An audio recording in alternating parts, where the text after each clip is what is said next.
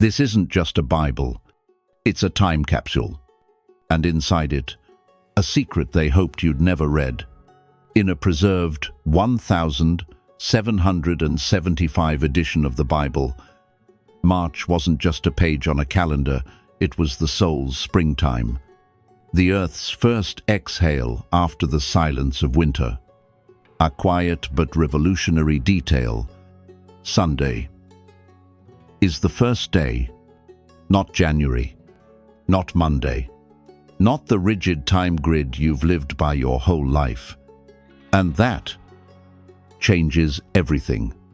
You see, this isn't just a formatting error. It's a crack in the system, a tiny tear in the curtain. Because this ancient calendar, it didn't just count days, it mirrored nature. It followed the moon. It flowed with the seasons. 13 months, 30 days each, perfectly synced with the cycles of Earth and the rhythm of your soul. But today, we're out of step. We start our year in January when the ground is dead. The trees are bare and the sky is silent. We call it a new beginning. But nature isn't beginning anything. It's sleeping. So why were we taught to celebrate rebirth in the middle of death? Because rulers rewrote the rhythm to serve power, not nature. And you've been dancing to their beat ever since. They didn't just rewrite time. They rewired your internal clock, your intuition, your natural alignment. And slowly, you forgot. You forgot that time used to feel right. You forgot what it was like to rise with the sun, to plant by the moon, to rest when the land rests.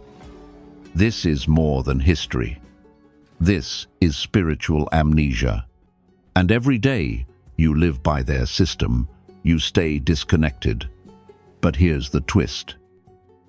They didn't even bother to erase the truth.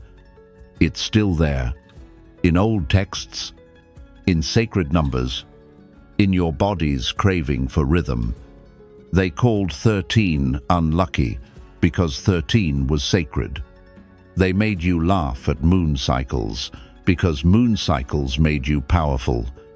And that Bible, that quiet 1775 relic, it remembers what we forgot.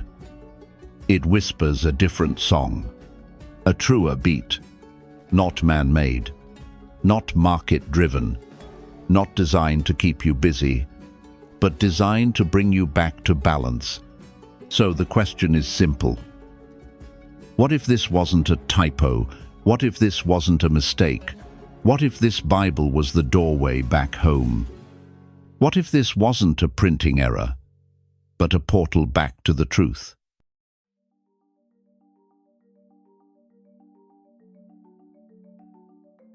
We live by a calendar that tells us when to wake, when to work, when to celebrate, but it rarely stops to ask one simple question. Does it feel right? Because deep down, you know something's off. It's not just in your head, it's in your bones, in your skin, in the silence between winter and spring, when your body whispers, "This isn't renewal, this is survival." Let's start with the 1st of January. We're told it's the beginning of the year. We count down the seconds. We pop the champagne. We make promises. But look around. The trees are lifeless. The sky is grey. The earth is frozen solid. Does that look like a beginning to you? Of course not. Because it's not. Nature is asleep. Animals are in hibernation. Seeds lie dormant under frost. The world isn't starting, it's still resting.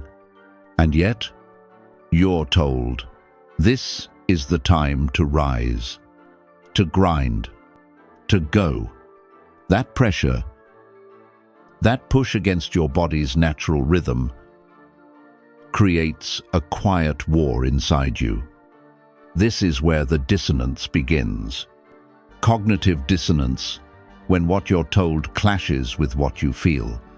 You're told it's time to feel fresh and motivated, but your spirit feels heavy. Your energy is low. Your nervous system says, wait, but society screams, hurry. That internal tug of war, that's the quiet war within when society urges, go, but your biology whispers pause. Modern time isn't neutral. It's artificial. It's mechanical. It was built for control, not for harmony.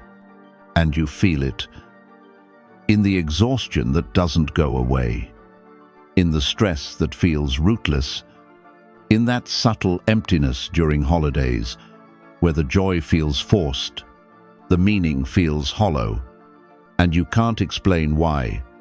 This isn't random. By replacing the cycles of nature with corporate seasons and fiscal quarters, we've been trained to ignore what our bodies already know. Time isn't a grid, it's a wave. It breathes. It spirals. It shifts. And when we try to fit that wave into a square box of numbers and deadlines, something breaks.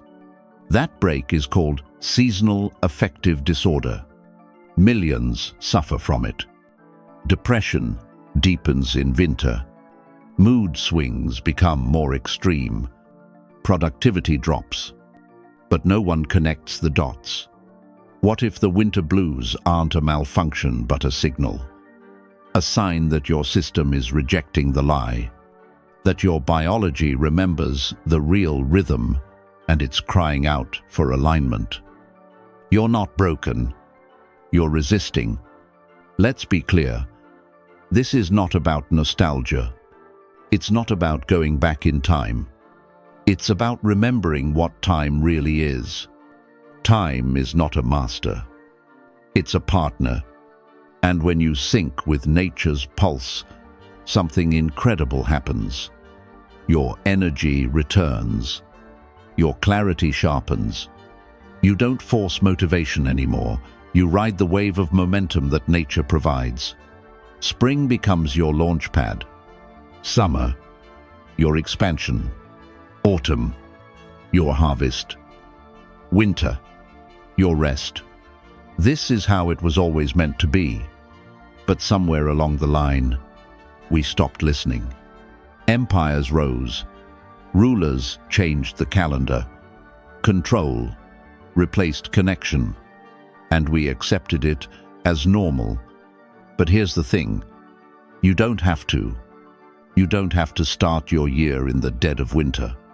You don't have to celebrate on dates that feel empty. You don't have to push when your soul wants to pause. Because real time isn't just around you. It's in you. Your breath follows it. Your hormones follow it. Your dreams follow it. And your healing. That starts the moment you remember. You were never designed to run on a man-made clock.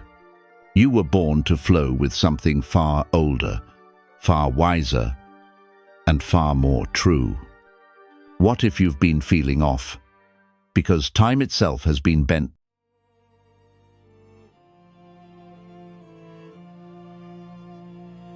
They told us to fear the number 13. Hotels skip the 13th floor. Airlines avoid row. Trees. Friday the 13th is labeled cursed. It's become a symbol of misfortune. But what if the truth is the opposite? What if 13 was never unlucky but sacred?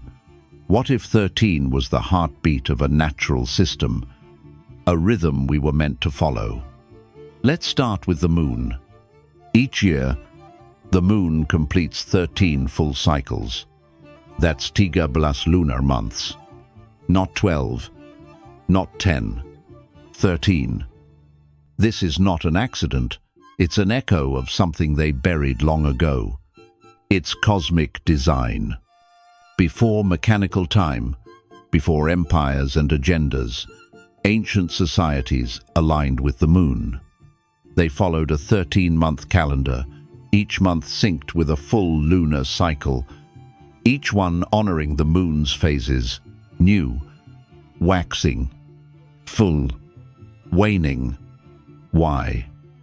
Because the moon isn't just a rock in the sky. It's a cosmic metronome.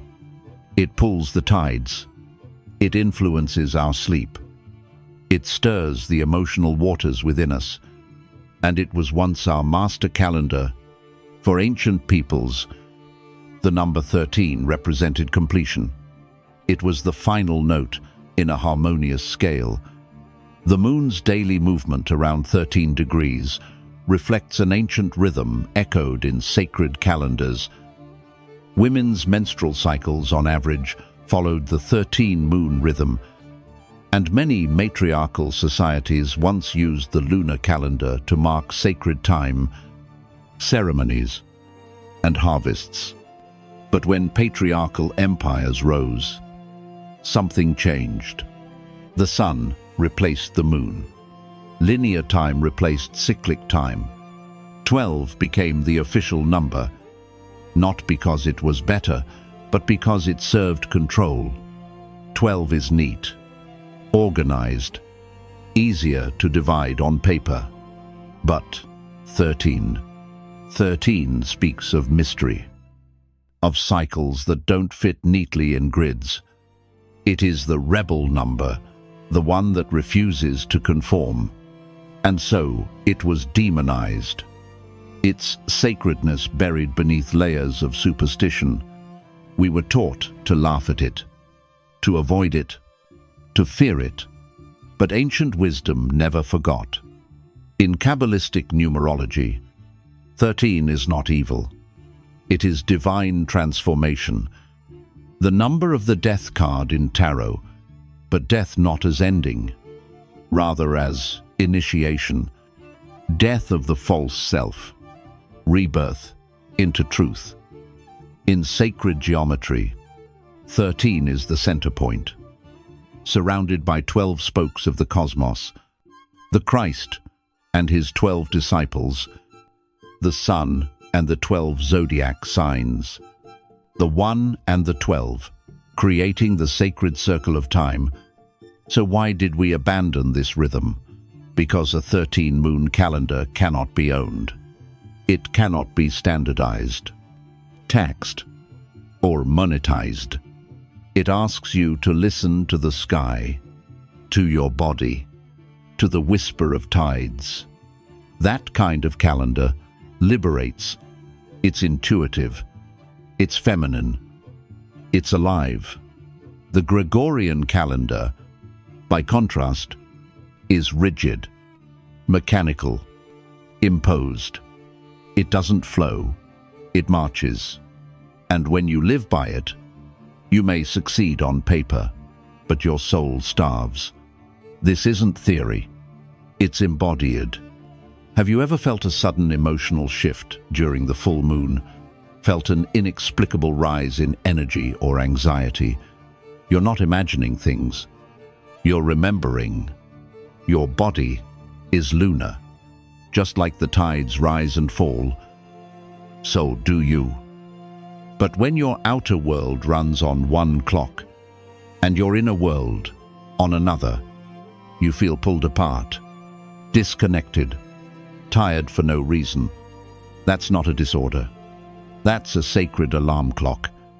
It's your cells crying out. Remember the 13ness. Many indigenous cultures still do. The Mayans tracked time through multiple calendars, one of which was based on 13-day cycles. The Celts observed 13 lunar months in their Wheel of the Year. Even early Christians once celebrated Easter based on lunar timing, until that too was standardized. Why does this matter? Because when we lost the 13-moon calendar, we didn't just lose a way of tracking time. We lost our connection to nature, to cycles, to the feminine divine. 13 is the number of the womb, of intuition, of rebirth. And in a world ruled by artificial light and linear time, Reclaiming it is an act of rebellion, a return to natural order. Imagine this: each month, guided by the moon's phases, you rest on the dark moon. You take action during the waxing. You celebrate under the full. You reflect as it wanes. Your productivity no longer driven by guilt, but by cosmic timing. And your energy more sustainable, more joyful, more real. This is the power of the 13. And the only reason we fear it is because someone else told us to. They told us to fear 13. But what if it was the key to divine rhythm?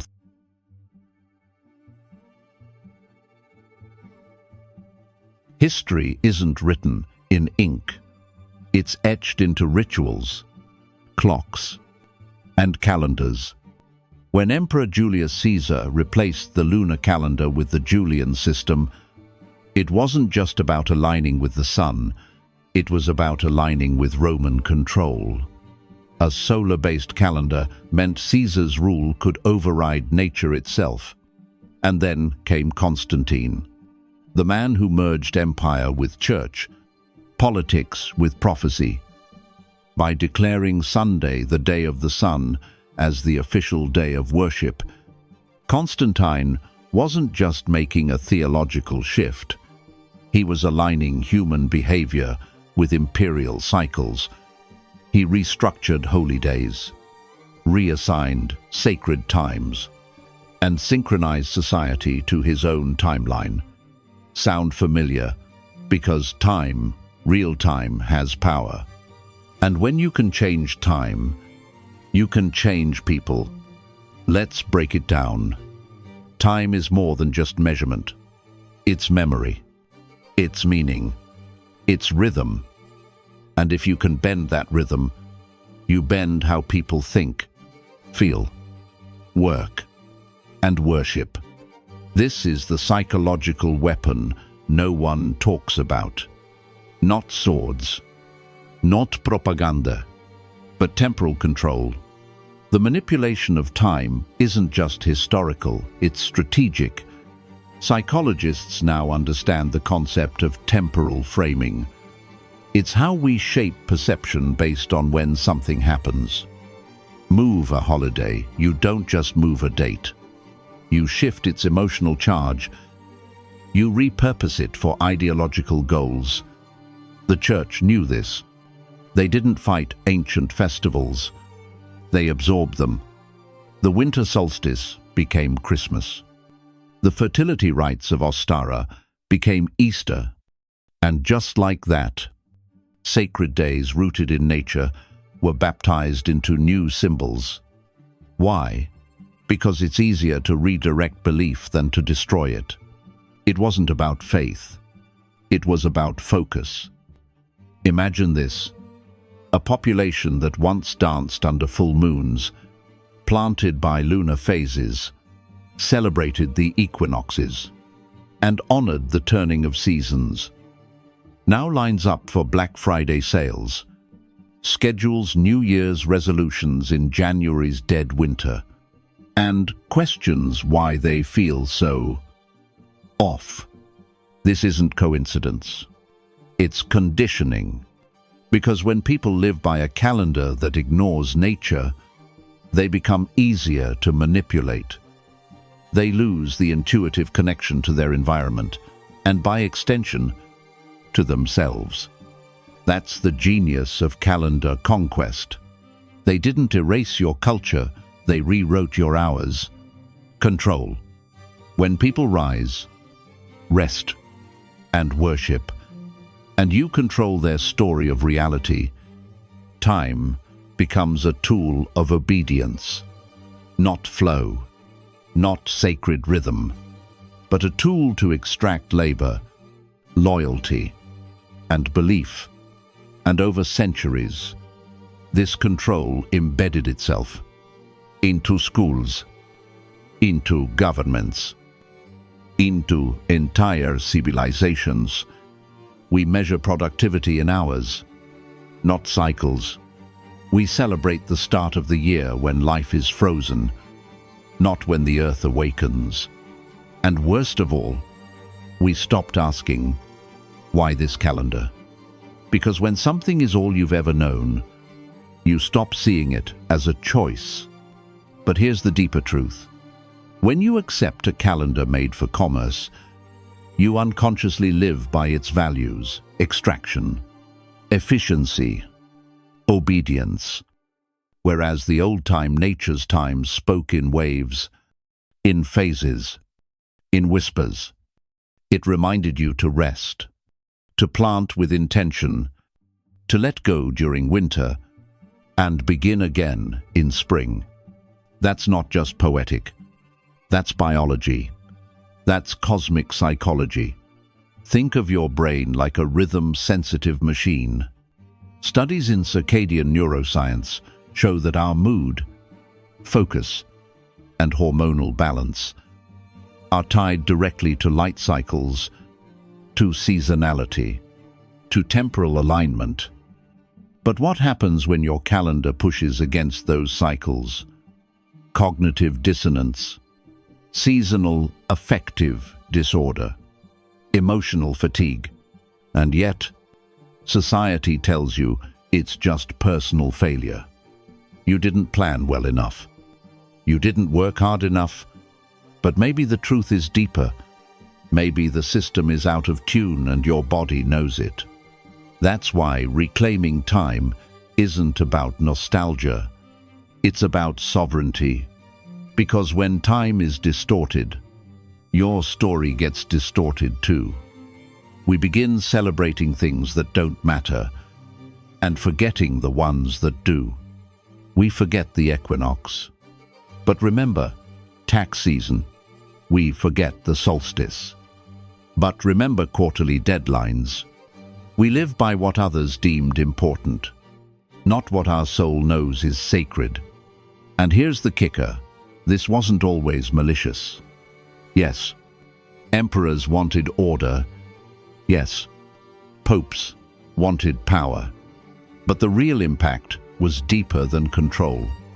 It was disconnection from the cosmos, from each other, from yourself.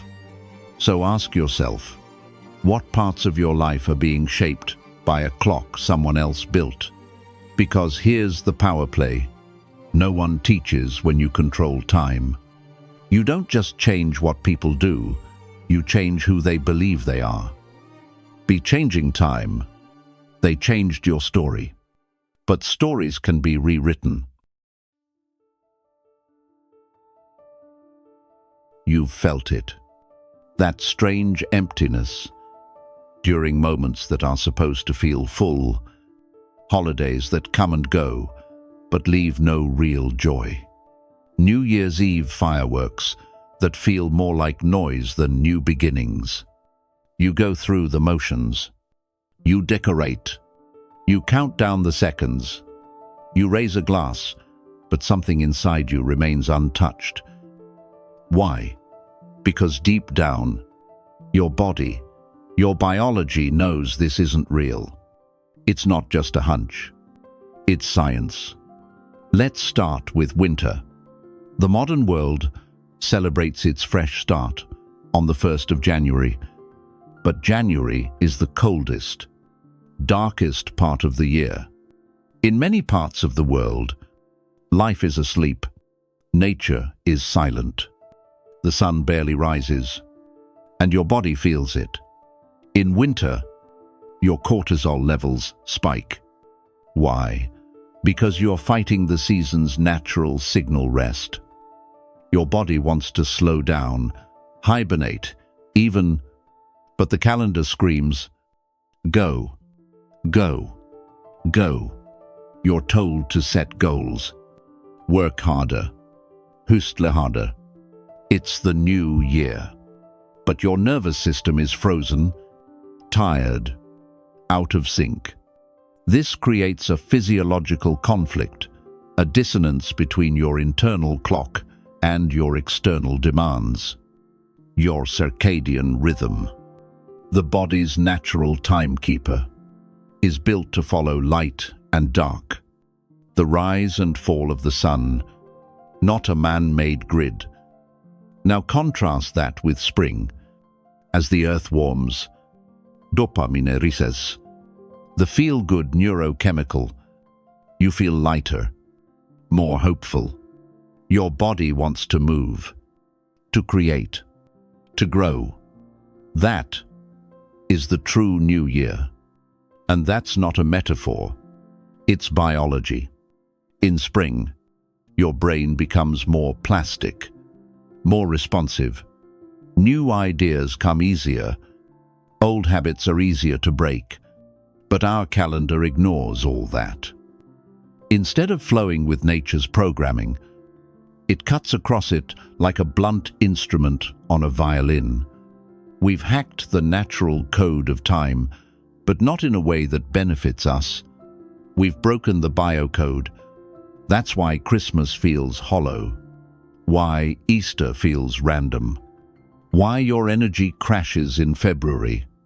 Even though January was supposed to launch you into a new life, it's not you. You're not lazy.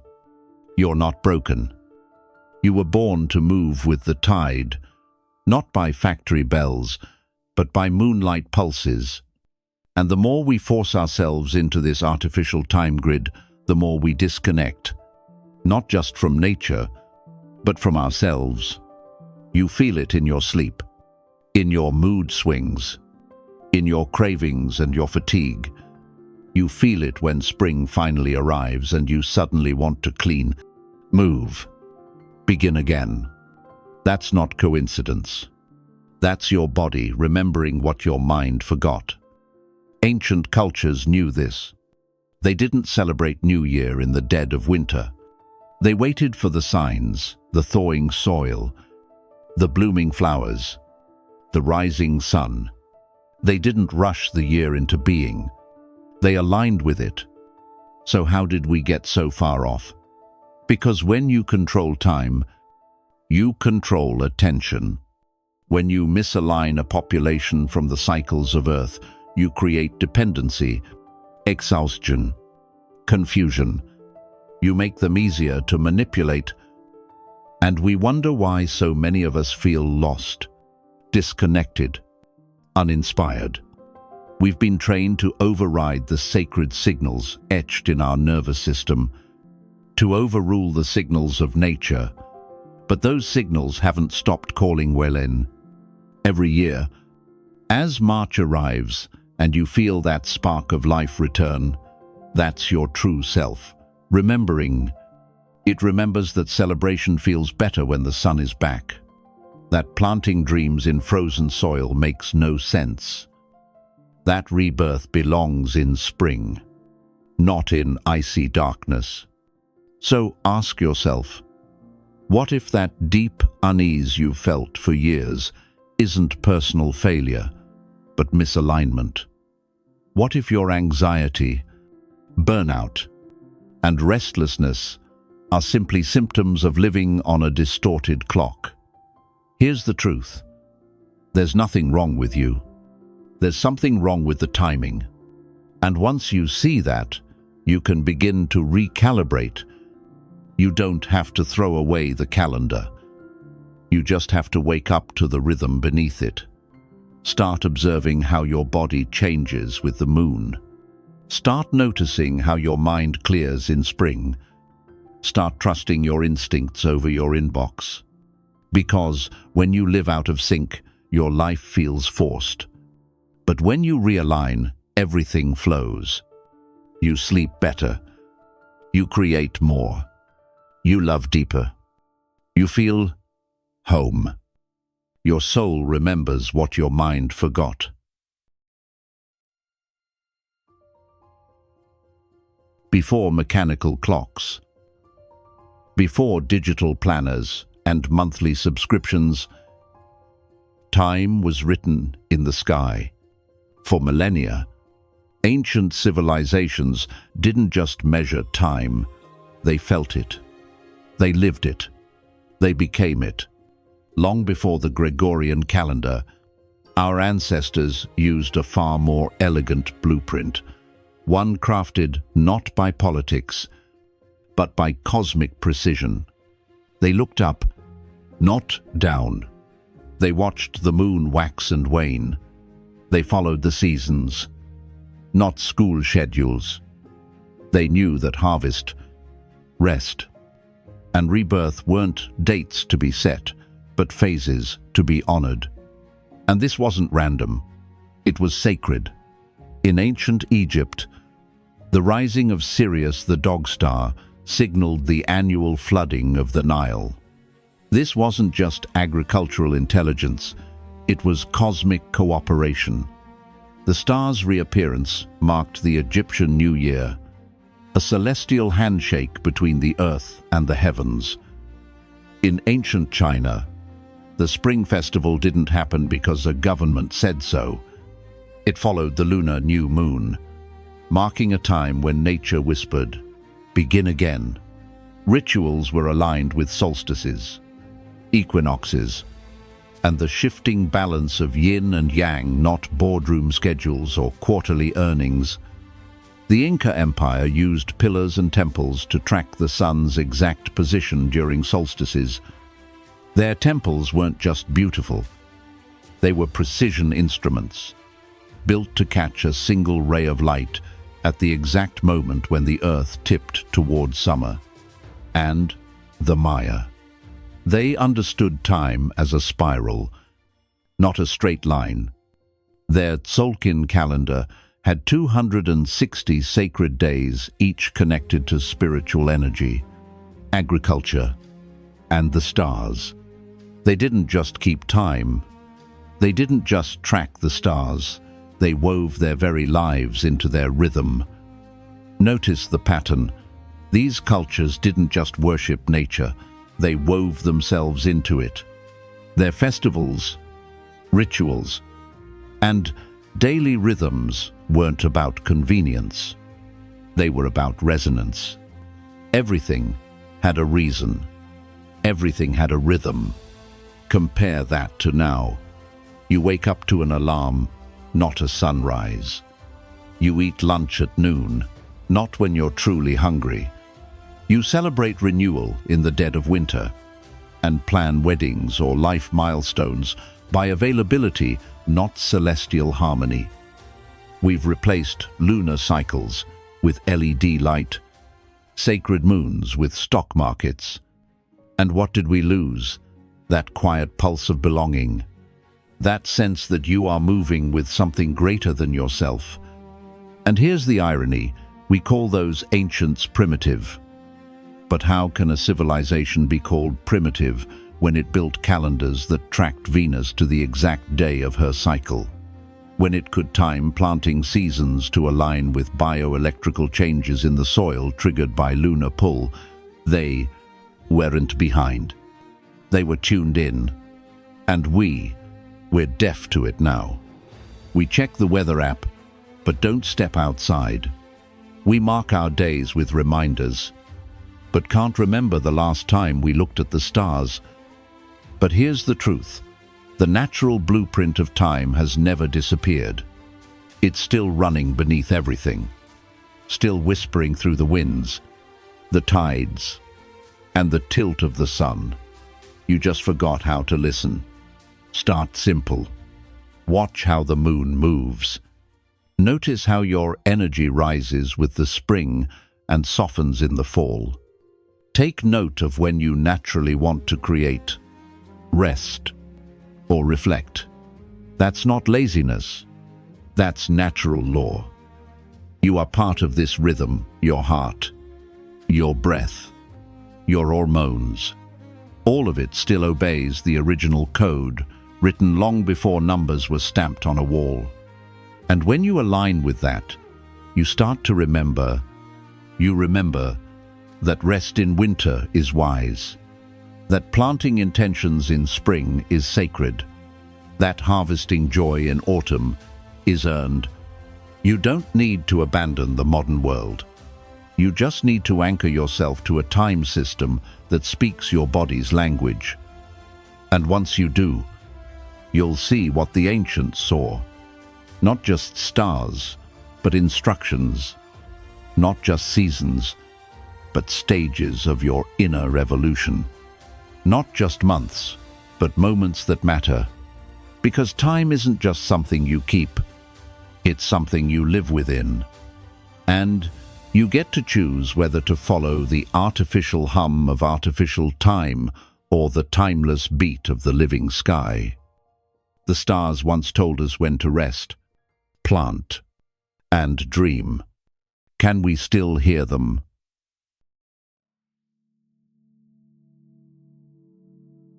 Your body is not random. It moves, breathes, and feels according to an ancient code. But for most of us, that code has been scrambled. Ask yourself, when was the last time you truly felt in rhythm with your life, where your energy, focus, emotions, and actions moved with ease, like a current carrying you effortlessly forward? Chances are, it's been a while. Here's the reason you're running on a time system that wasn't designed for your biology. Ancient people didn't just look at the moon for beauty. They followed it. They lived by its rhythm. Because they understood something we've forgotten, that the moon's phases mirror our own energetic cycle. When the moon is new, we reset. When it grows, we expand. When it's full, we radiate. And when it wanes, we release. Your ancestors didn't need a reminder. Their bodies felt it. Today, we've replaced that knowing with apps, alarms, and artificial lighting. But the code is still there, buried beneath the noise. You just need to remember how to listen. Let's start simple. For the next month, don't just glance at the sky. Observe it. When the moon is dark, pause. Breathe. Begin again. As it grows, create. Build. Take action. When it becomes full, celebrate. Express. Feel gratitude. And as it wanes, let go. Reflect. Declutter. This isn't just poetic. It's biochemical. Your nervous system, your hormones, even your REM sleep, all fluctuate with lunar cycles. To ignore this is to live out of sync with your own design. Now let's talk about the new year.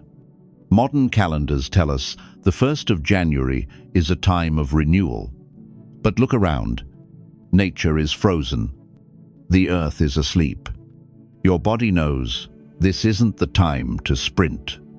So what if, instead, you celebrated a spiritual new year at the spring equinox, when the sun balances day and night perfectly, when life begins to bloom again, when you feel energy rise naturally in your chest? This is when your body says, yes, I'm ready. That's your true reset point. Try this. Mark your own personal new year in late March. Light a candle. Set one clear, focused intention. Visualize that seed rooting into the soil of your mind. And breathe. Deep, rhythmic, intentional. Over time, this becomes more than ritual. It becomes a biological reprogramming. And if you want to deepen that alignment, live seasonally. In spring, initiate. In summer, amplify. In autumn, integrate. In winter, retreat. Each season has its own frequency. When you act in harmony with that tone, your efforts require less force. They carry flow. Add meditation to this cycle, not just any time, but tuned to the seasons. In spring, meditate in sunlight. Visualize growth. In summer, practice breathwork. Activate courage. In autumn, sit in stillness. Reflect and harvest wisdom. In winter, close your eyes and listen. Receive. You'll start to notice something strange. Synchronicities increase. You feel calmer, more grounded, more you. This is your cosmic clock turning back on. And once it's awake, it becomes your compass. You stop pushing against time. You start moving with it. That's not mysticism. That's coherence. It's the nervous system calming, the mind clearing, the soul remembering. And you don't need to quit your job or move to the forest to access this. Just observe the moon. Honor the seasons. Choose your real new year. And above all, listen. Because time isn't just ticking on your phone. It's pulsing in your veins. It's cycling in your breath. It's rising and falling like waves in the ocean of your being. When you honor the cosmic clock, you're not escaping time. You're finally arriving within it. Real power comes when your inner clock syncs with the universe.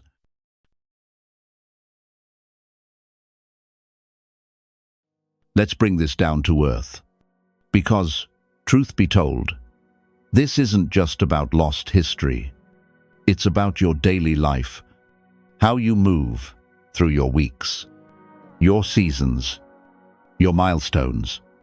Right now, most of us live by a calendar that tells us when to feel something. The 1st of January, feel fresh. The 14th of February, feel romantic.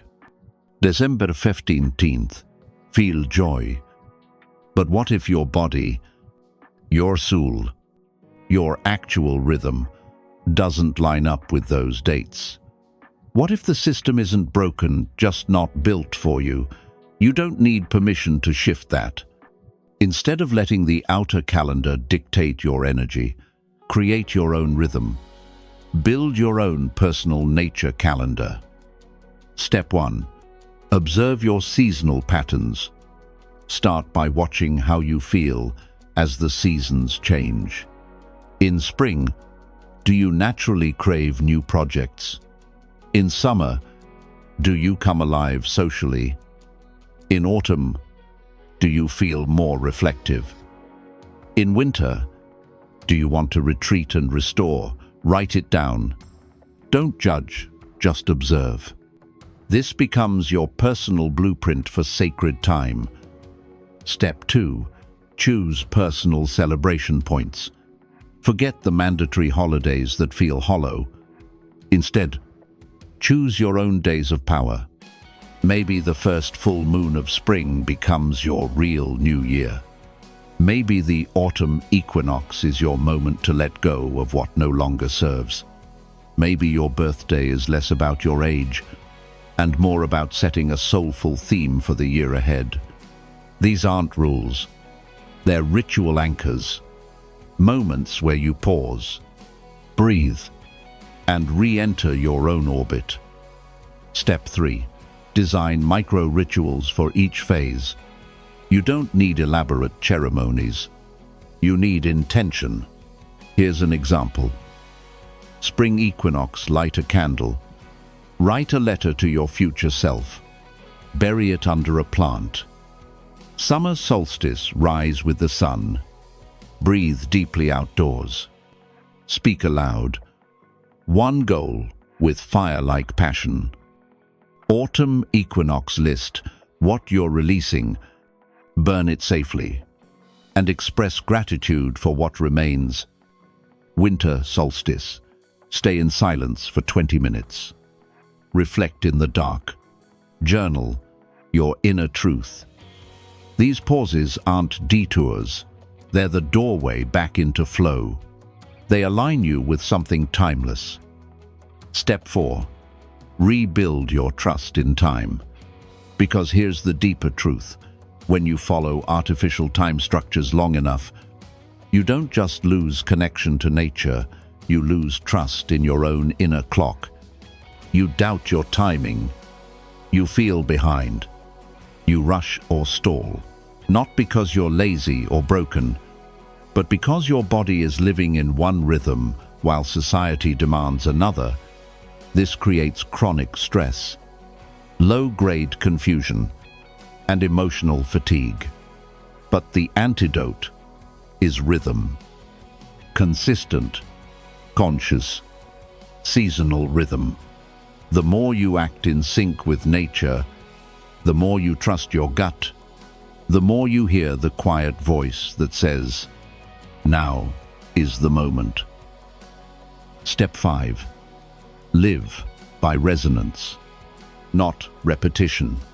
Instead of asking, "What day is it?" ask, "What does the sky feel like today? Where is the moon in her cycle? What season is my soul in?" Because your sacred calendar isn't made of ink and paper, it's made of energy. And that energy changes. Let go of rigid structure. Embrace resonant living. Some weeks, you'll bloom. Others, you'll root. But both are holy. And here's the beautiful part. This isn't rebellion. This is remembrance. A soft but powerful return to a rhythm that was always yours. No one can take that from you. And no system, no matter how old or widespread, can overwrite the code written in your bones. Time is not a prison. It's a pattern, and patterns can be reclaimed. So, from this moment forward, let each breath, each season, each moonrise be a silent note in your personal symphony. You are not lost in time. You are time remembering itself. This isn't rebellion, it's a return. Let's pause. You've made it through cosmic clocks, forgotten calendars, manipulated time, and somewhere along the way, a small voice might have whispered inside you, "What if this is all too much? What if the calendar is wrong but everything else is right? Could I really have lived my whole life in a system built on distortion?" And not known it. That feeling, that hesitation, that flicker of uncertainty, that's not weakness. That is the beginning of awakening. Doubt is not the enemy. It's the threshold. It's the moment between the old world and the new, between inherited beliefs and chosen knowledge. And if you feel like the ground is shifting beneath you, good. That means something real is moving. Because here's the truth, most people never question the structure they were born into. They grow up inside it, inherit it, obey it without ever wondering who built the walls and why. But the second you ask, "Wait, who decided the 1st of January is the beginning of the year?" Or, "Why do I feel empty on holidays that are supposed to feel sacred?" That's when the spell begins to break. From a psychological perspective, this is known as cognitive dissonance, the tension between what we've been told and what we actually feel. You've probably experienced this before, that sensation when your calendar says celebrate, but your soul says not yet. Or when your body is craving rest, but the world demands productivity. It's not laziness. It's not resistance. It's your deeper wisdom whispering, "This doesn't fit." And that whisper, that friction is powerful. According to depth psychology, doubt is a portal emotion. It doesn't shut doors. It opens them. The key is to stay curious long enough to see what's on the other side. Because when you allow doubt to sit beside you, not as a critic, but as a companion, it transforms into clarity. That's the beginning of what we call a time paradigm shift. A time paradigm shift isn't just about changing dates on your planner. It's a complete reorientation of how you relate to reality. You stop seeing time as linear, rigid, dictated by external forces, and start experiencing it as fluid, cyclical, and deeply personal. You realize that you can choose when your year begins. You can decide which days are sacred.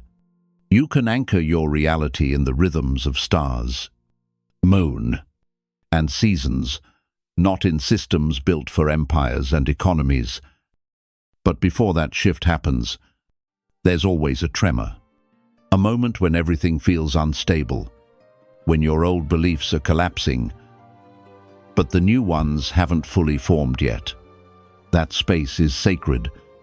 It's the void between stories, the liminal threshold between who you were told to be and who you're becoming. And doubt is your guide through that door. Let me ask you this. If the calendar is wrong, if time has been reshaped to fit someone else's power, what else might be out of alignment? How many beliefs do you hold that were never yours to begin with? How many routines do you follow that drain your energy, but you've never questioned? This is where it begins, not with answers, but with better questions. And the best ones always begin with, what if? So next time you feel doubt rising, don't shut it down.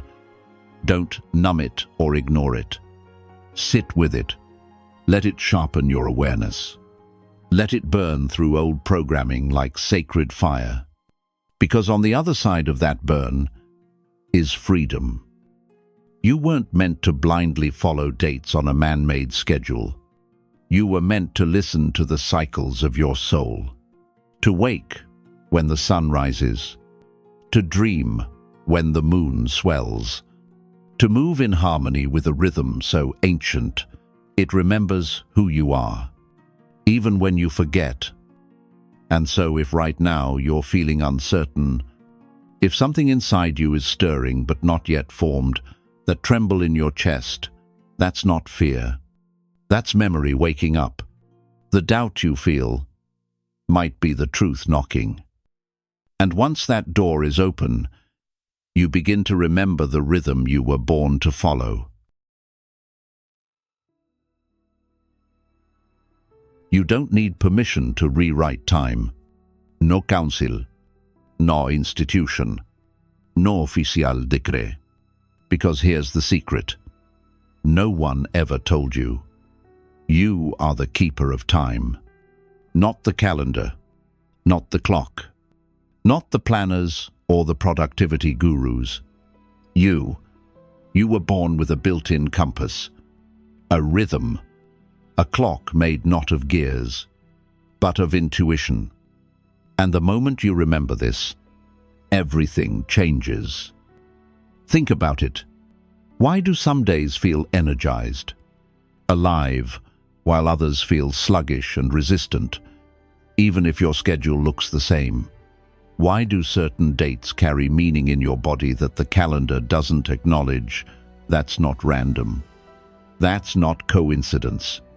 That's your chrono-intuition, the inner sense of timing encoded into your biology and soul. Chrono-intuition is the art of sensing time through your skin, like waking moments before the alarm, your soul whispering, now. It's the moment when you wake up without an alarm because your soul knows it's time to begin. It's the quiet nudge that tells you to pause, even when the world screams go. It's your deepest knowing saying, now is the moment, or not yet. Ancient mystics believed time was a spiral, not a straight line, and that each soul had its own tempo, its own timing for initiation, rest, growth, and breakthrough. In modern science, we now call this your circadian rhythm, but it's more than just sleep cycles. It's the dance of hormones, energy waves, and internal clocks that govern your creativity, focus, rest, and renewal. And when you tune into it, life doesn't just feel easier. It feels right.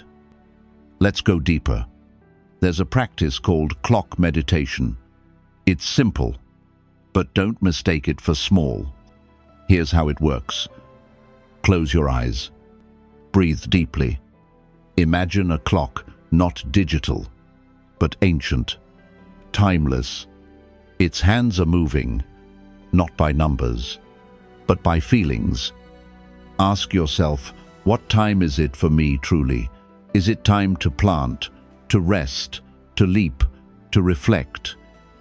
Listen, not for words, but for the subtle pull in your chest, the expansion behind your eyes, the yes in your breath.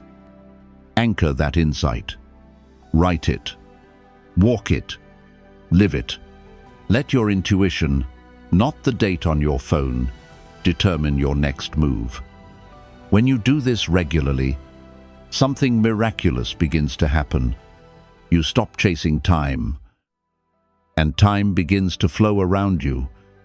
Decisions get clearer. Resistance fades. You celebrate when it feels sacred, not when a corporate calendar tells you it's time. Want to celebrate a new year in spring? Do it. Want to honor a personal milestone on the day you feel reborn? Make it sacred. Your rituals don't have to make sense to anyone else. They just have to make sense to your soul. That is what it means to belong to time that speaks your soul's language. That is sacred timing. That is what it means to be the keeper of time. We were never meant to live by factory clocks. We were never meant to be reduced to seconds and quotas. Our ancestors danced under moonlight, prayed at dawn, slept with the stars. And they knew something we've forgotten, that true power isn't in controlling time, it's in living in rhythm with it. So, here's your invitation. Redesign your relationship with time. Build your own sacred calendar. Mark your own beginning. Choose when the season of action starts, and when the season of silence returns. You don't need permission, because you were never late, never behind. You were simply waiting for the rhythm to rise. The final step is the simplest and the most radical. Live by your own clock. Trust your internal rhythm and reclaim time as something sacred, something that was always yours to begin with. But once you remember, now comes the true test. How will you live from that truth? So here we are, after all the facts, the history, the buried truths, we arrive back where it all began. You, not just as a person moving through time, but as a rhythm in motion, a pulse in the greater cosmic symphony, a note that was never lost, only muted. And now, you're ready to remember the melody. They taught you to count time, but they never taught you to feel it, to hear it in your bones, to follow it like a drum beat beneath your thoughts. Because here's the truth. The universe is not a machine. It's a symphony. And your life, your moments, your memories, your emotions are not meant to be fit into squares on a calendar, but danced in alignment with stars, seasons, and breath. You are not separate from time. You are made of it. So let's go there together. Not through theory, not through more facts, but through experience. Right here, right now. Close your eyes, or if they're already closed, soften them even more. Breathe in, slow, deep. Feel the inhale rise like a wave. Now, exhale, soft, gentle, letting go of everything but this moment. Inhale again. This time, imagine you are breathing with the moon, not just watching it, becoming it.